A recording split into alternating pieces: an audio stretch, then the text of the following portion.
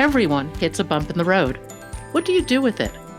Be inspired as we explore the ways people experience, navigate, and manage the ups and downs and twists and turns in this road trip called life. Welcome to another episode of Bump in the Road. The basic podcast is always free. We also have a premium subscription called Bump 2 that lets you listen in on extended behind-the-scenes conversations with our guests. Check it out at www.bumpintheroad.us. Oliver Seligman is a former equities trader, an author, and a monk. His books, The Broker Who Broke Free and Befriending Bipolar, are a fascinating look into the world of bipolar disease and spirituality.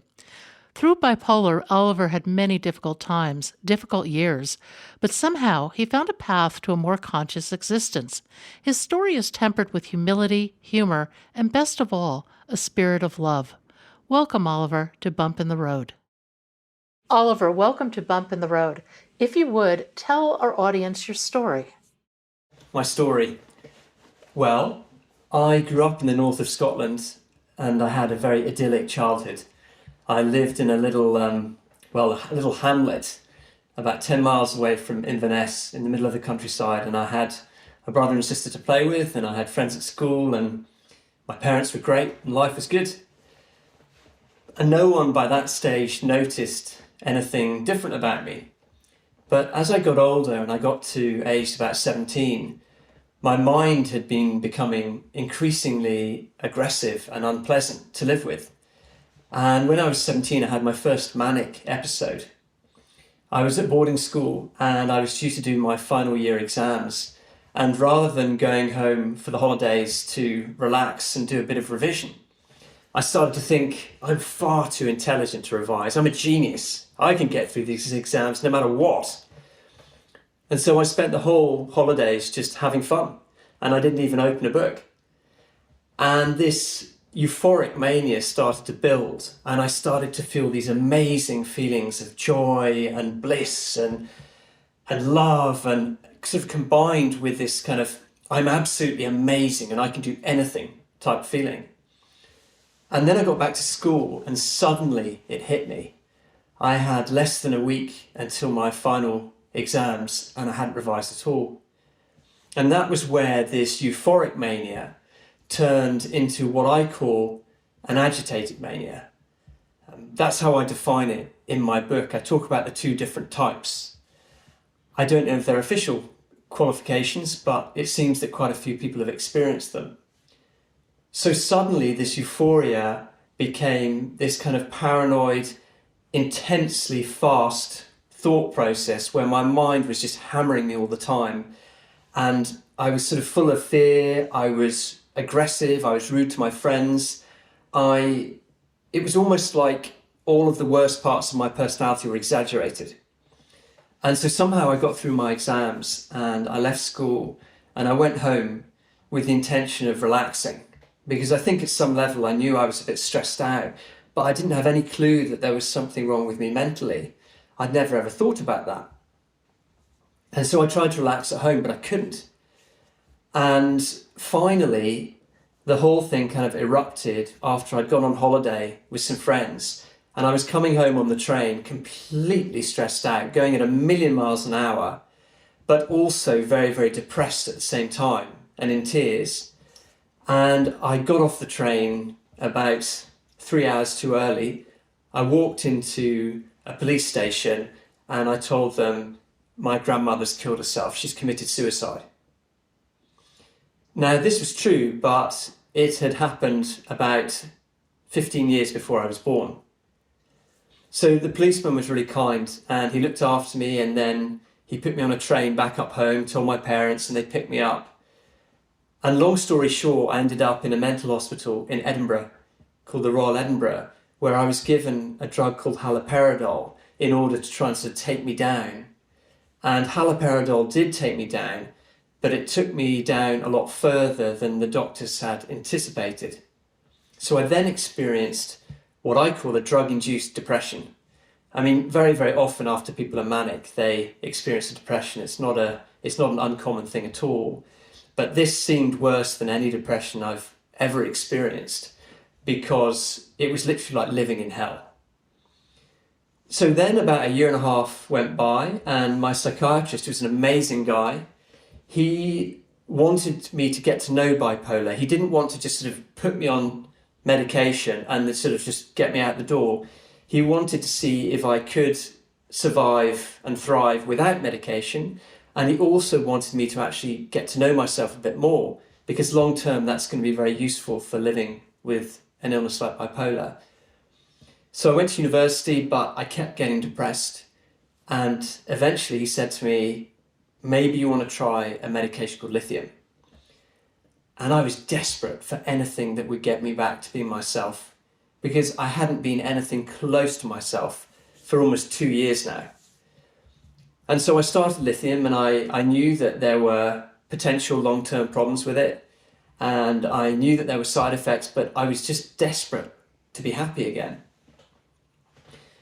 So I took lithium for, I think, 10 to 15 years, and it worked quite well. In fact, it worked very well. I didn't have any depressive or manic episodes, but I had a lot of hypomania. Is the hypermania necessarily bad compared to the depression? How hyper was it? Hypomania is, for me, it's about 100 times better than depression. I think depression is the worst experience that I could ever have. Yeah. A deep depression. Now, during that time period, you went to work as a broker, didn't you? Yeah, I did. I graduated from university, and I thought to myself, I want to be at peace. I was very aware of that. I wanted to be happy because the bipolar had really knocked my confidence. And I thought, if I go to London and I get a job as a trader, then I can work for 10 years and buy a house on the beach in Thailand and retire there, and then I'll be happy. I think that sounds like a good plan, personally. It certainly sounds like it. I'm not sure it ever works. I think we carry our heads around with us wherever we go. Isn't that the truth? How did you cope with bond trading? That's kind of a manic situation in and of itself. Yeah, I was an equity sales trader, and it was a very manic environment, and it was also high pressure, and I also wasn't very suited to it. It was very interesting because I read in an article the other day that a lot of people who have bipolar, ideally they would look for jobs that are wholesome and nurturing and perhaps a bit more slow paced. But many of us are actually attracted to dangerous jobs, to high risk jobs, to intense jobs, just because we have that manic intensity that needs to be fed or wants to be fed. One of the things you wrote in one of your books really caught my eye. You talk about madness, reality, and spiritual states. And you wrote, it expands my mind beyond the confines of everyday thinking and opens up other ways of experiencing reality. And you go on to say that the truths you eventually confirmed after years of meditation and spiritual work were revealed to you in those highs. Yeah. Yeah, I mean, I've been meditating quite seriously for 20 years now. And I'm also an Ishaya monk. So I've dedicated my life to peace and love and exploring that stillness that meditation gives us. And it was really, really interesting because when I was manic, when I was 17, I had all these knowingness. It's like everything is built on love. Love is everywhere. And there's only one thing. There's only one real thing. But strangely enough, these experiences when I was manic, they weren't actually experiences. They were just very, very profound spiritual concepts. I wasn't experiencing oneness with everything because I was so far from peace. And if someone is at one with everything, then they are at peace, internally. Usually they look at peace, but sometimes they might not, but internally they would be at peace. And the idea that everything was built on love just sounded amazing to me, and it sounded true. But then after years of meditation and learning to let go of my mind more and more and to change my relationship with thoughts and emotions, I started to actually experience oneness and experience that everything exists within a field of love, rather than it being an idea that I had all those years ago. And the two are very, very different because an idea can be very inspiring, but to actually experience it is wonderful. It's incredible to actually know in the deepest part of myself that life is love, rather than to think, yeah, life is love. I'm sure it is. I hope it is. It must be. I've read it somewhere. Yeah. But that comes out of all the great spiritual traditions as well. Yeah, it's really interesting because they say there's only one teaching. And in many ways, I think that's true. Because any sort of true spiritual teaching, in my view, and when I say spiritual, I mean a teaching that takes you to peace, to love, to being truly yourself, to being sort of free of the negativities of your mind. Any true teaching will take you to a state where oneness develops. And so there are many, many people all over the world who have that experience and have had it. Now, how did you get into meditation? It's quite a funny story, really. I had been a trader for probably about 2.5 years, and I was absolutely sick of it. I like to be creative. I like to feel sort of free and not be too hemmed in by rules and organizations and things like that. And yet here I was stuck in the middle of this hardcore American investment bank where money was God and it was all about the next bonus, Now, having said that, there were a lot of fun people there, a lot of lovely people there, but it was an intense environment. And so, long story short, I left and it felt great. The relief when you do something that you've been wanting to do for a while and finally you muster up the courage, you do it and that feels fantastic. But what really scared me was about 6 weeks later, and at that stage, I really did have a really good life. But about 6 weeks later, I started to realize that I wasn't much happier than I'd been at the bank. I was less stressed, but I still had that lack of purpose. I still had that kind of, what is life really about? Why am I here? And that really freaked me out because I was no longer getting the paychecks and I wasn't any happier. And I'm like, no, this is a disaster, So long story short, I went for a walk on Wimbledon Common in floods of tears, listening to Westlife, playing all of their really, really kind of like melancholic tunes. And I prayed to God. I just said, please help me find what I'm meant to be doing. This is a disaster. Everything I do is just going wrong. And about 4 days later, a guy who was giving me a massage told me all about the Ashire's Ascension as taught by the Bright Path, which is the meditation I've done. And all I wanted was a massage. I did not want a lecture on meditation, so I completely ignored him. I then went through 4, I call them brushes with death, because they're not really near-death experiences. They weren't very spiritual, but 4 brushes with death. And at the end of the 4th one, I realised I have to do something differently. I need to learn to ascend and to try and find more peace, because somehow I'm creating this drama. Wow.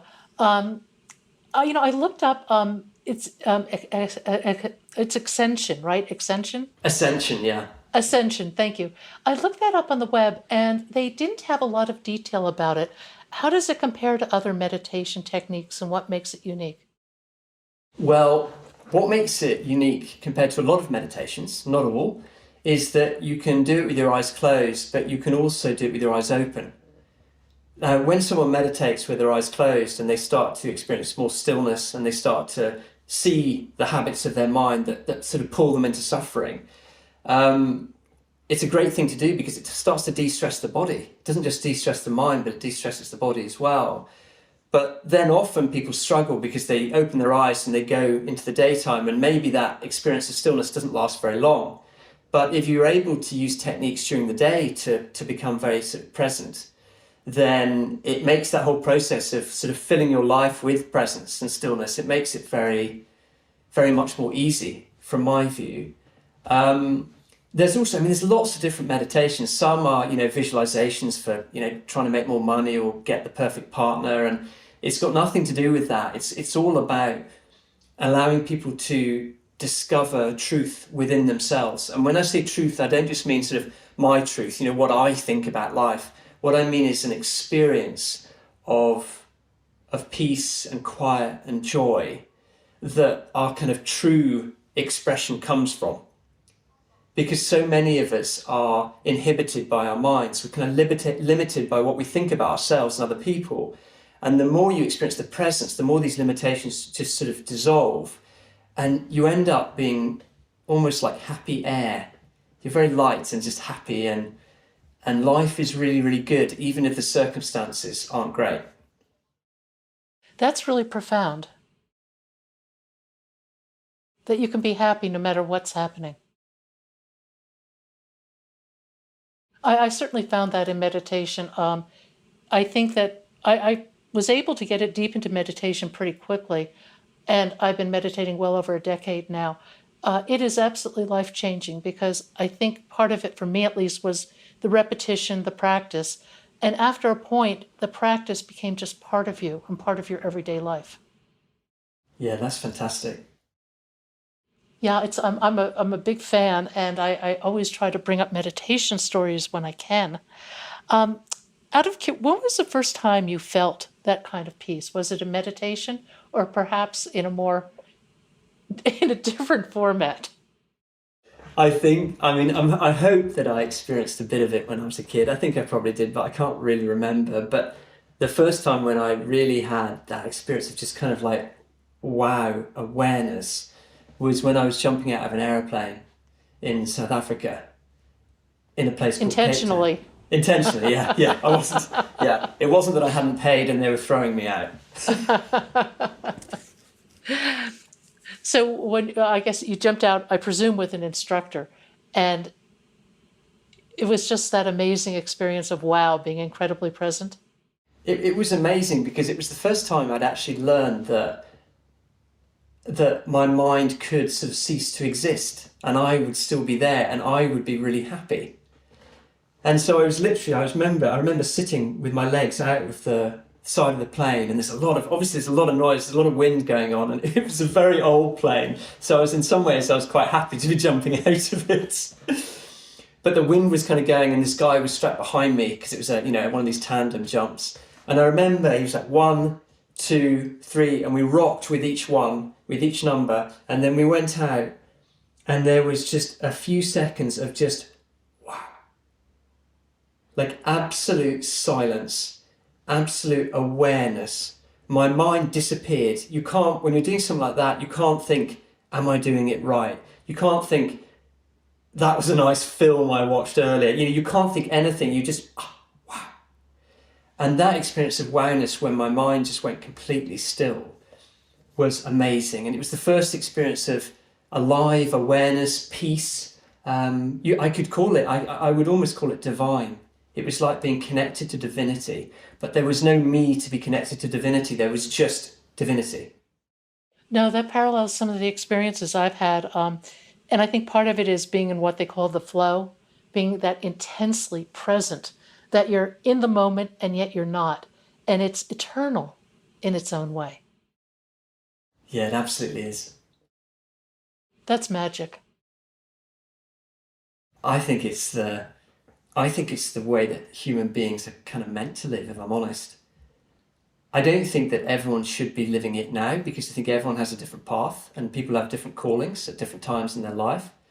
But I think for people who are sick of suffering, like emotionally, and are sick of their mind, of just lying in bed and your mind just not stopping, can't stop analysing, can't stop thinking, I think that something that finds that presence and connects you to it it's a lifesaver, and suddenly life is better than it's ever been, even if it's normal.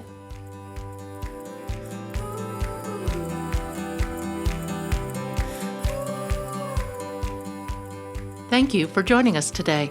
I hope you found something in today's podcast that inspires you along your own life's path, because sometimes a bump in the road is actually a portal into a more conscious and meaningful life.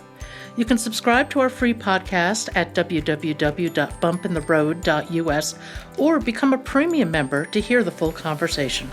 Just go to www.bumpintheroad.us for more information and to sign up.